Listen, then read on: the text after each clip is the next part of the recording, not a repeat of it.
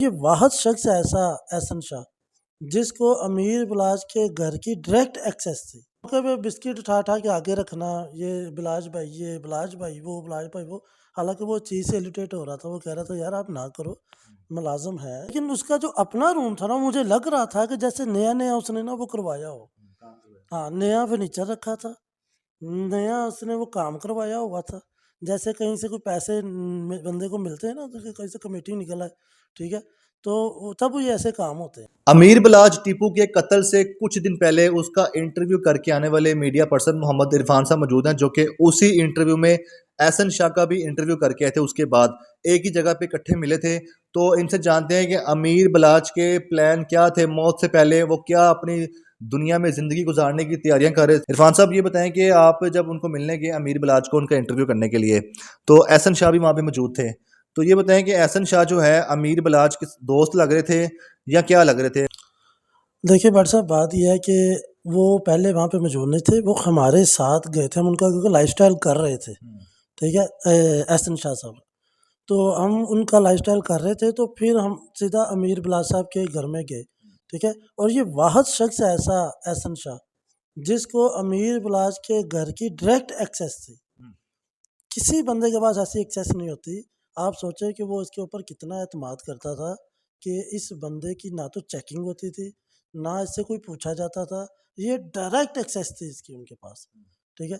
तो हम जब उनके पास गए, उनके घर गए, तो ऊपर जब एक रूम, क्योंकि उनका घर अंडर कंस्ट्रक्शन था, घर काफ़ी माशाल्लाह बड़ा उनका तैयार हुआ, अभी अभी नया तैयार हो रहा था। उनको एक ही दो तीन चीज़ों का शौक था: अच्छा खाना, अच्छा पहनना, अच्छी गाड़ी और अच्छा घर। एहसन शाह का रवैया ये था कि एहसन शाह साहब जो है ना, उसका नाम कैश करते थे।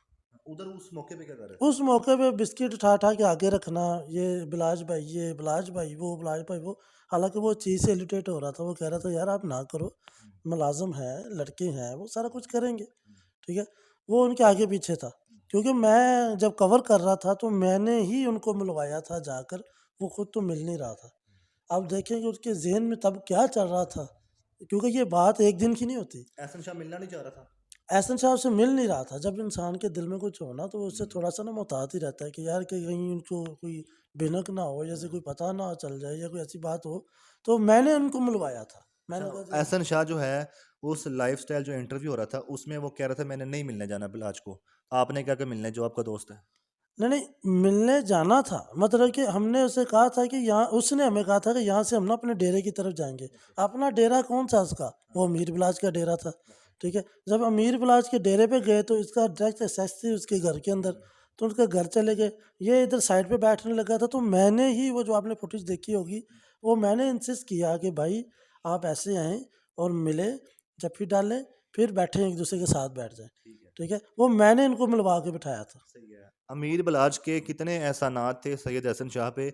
बहुत से होंगे, लेकिन जो आपने उस वक्त देखा, मतलब उनका लाइफस्टाइल बनाने के लिए एक लाइफस्टाइल में प्रोटोकॉल शशके दिखाए जाते हैं, वो जो शशके हैं वो क्या एहसन शाह के अपने थे या फिर अमीर बिलाज की नवाजिश थी?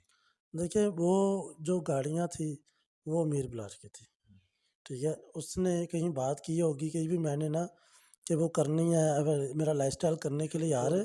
हाँ, तो लाइफ़स्टाइल के लिए कोई गाड़ी-शाड़ी तो हो ना मेरे पास। तो उन्होंने एक डाला भेजा, वीगो डाला, और एक नई फॉर्च्यूनर ब्लैक कलर की भेजी उसके लिए, ठीक है। तो वो हम उसके ऊपर सारा हमने उसका सारा लाइफ़स्टाइल किया। लाइफ़स्टाइल करने के बाद हम अमीर बिलाज के डेरे पे गए, उनको वहाँ पे मिले, मिल के फिर आए। इनफैक्ट मैंने एहसन शाह का लास्ट इंटरव्यू भी किया है, जब वो गिरफ्तार हुए हैं रात को। उस टाइम नहीं लगा आपको कि ये जो है ना ड्रामा वो कर रहा है? वो ही बात तो मैं आपको बताने लगा। असल में बात ये है कि जब हमने तब मिले ना इसको, वो तब सऊदीया से आया था, ठीक है। और आने के बाद 2-3 दिन बाद ये उसने गोली वाला सीन कर लिया। उसी रात को हमने इसका इंटरव्यू कर लिया। और उस इंटरव्यू में हमें ये लगा कि ये तो बड़ा मुस्कुरा रहा है, हँस रहा है, खेल रहा है, कोई दुख ऐसी नहीं है, बात रंज नहीं, नहीं कोई है। दुःख नहीं। हमने उससे पूछा भी है कि आपका बिलाज के साथ कितना पुराना तल्लक है? उसने कहा जी मेरा 15 साल पुराना तल्लक है। मेरा तो सगे भाइयों से भी ज़्यादा था। लेकिन हमें उसकी बॉडी लैंग्वेज से नहीं लग रहा था कि यार ये सगे भाइयों वाला जो सीन होता है, एक इतने बड़ा लड़का जिसके ऊपर आप डिपेंड कर रहे हो, जिसने आपकी इतनी मदद की हो, 2-3 केसों में उसने इसको बचाया भी है। जिसने आपकी इतनी मदद की हो, इतना अंधा-धुंध आप पे जो है वो एतमाद करता हो, तो आप उसके चले जाने के ऊपर आप कोई नॉर्मल कोई देखता है। रंज ही नहीं है, कोई दुःख ही नहीं है, कोई किसी चीज़ की टेंशन ही नहीं है, ठीक है?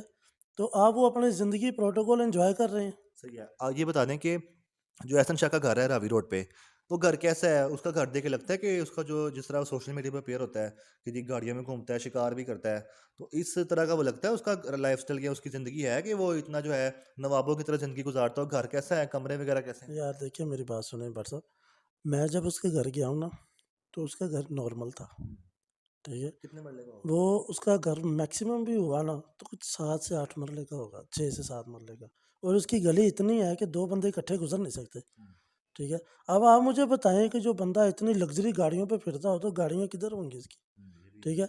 और जो उसका जिस तरीके से उसका घर बना हुआ है ना, वो घर तो ज़ाहिर है नॉर्मल इंसान अपने घर चाहता है कि साफ-सुथरा हो ये, लेकिन उसका जो अपना रूम था ना, मुझे लग रहा था कि जैसे नया-नया उसने ना वो करवाया हो।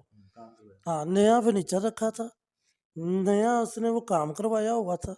जैसे कहीं से कोई पैसे बंदे को मिलते हैं ना, तो कहीं से कमेटी निकल आए, ठीक है? तो तब ये ऐसे काम होते हैं। अंदाज़न उसके कमरे में जो लेविश पिता ने किया हुआ था, कितना को काम हुआ होगा? मतलब कि कितने लाखों रुपए का जो है ना उसने कमरे को रेनोवेट किया यार होगा? देखिए मेरे अंदाज़े के मुताबिक ना वो उस कमरे के अंदर, क्योंकि नया-नया काम था सारा, तो उसका जो बेड शेड था वो 4-5 लाख रुपए का बेड ही था उसका, जो मेरे अंदाज़े के मुताबिक है, क्योंकि वो बहुत अच्छा लेविश था वो, ठीक है। ठीक है? उसके बैक वॉल अच्छी तैयार की गई थी सामने, तो ठीक है, एक पूरा डेकोरेट रूम किया गया था, ठीक है? वो कम से कम भी ना 10 से 15 लाख रुपया उस 10 लाख या 12 लाख रुपया उस कमरे पे एक कमरे में लगा। लगा हुआ था। तो बाकी घर कैसा था? बाकी घर नॉर्मल था। नॉर्मल। बाकी घर ऐसे ही था जैसे कोई पुराने पुराना घर होते हैं। पुराना रेनोवेट किया हो, हुँ। और आगे से टाइलिंग की हुई थी, पीछे उनका सारा पुराना था, ठीक है? और काफ़ी पुराना था।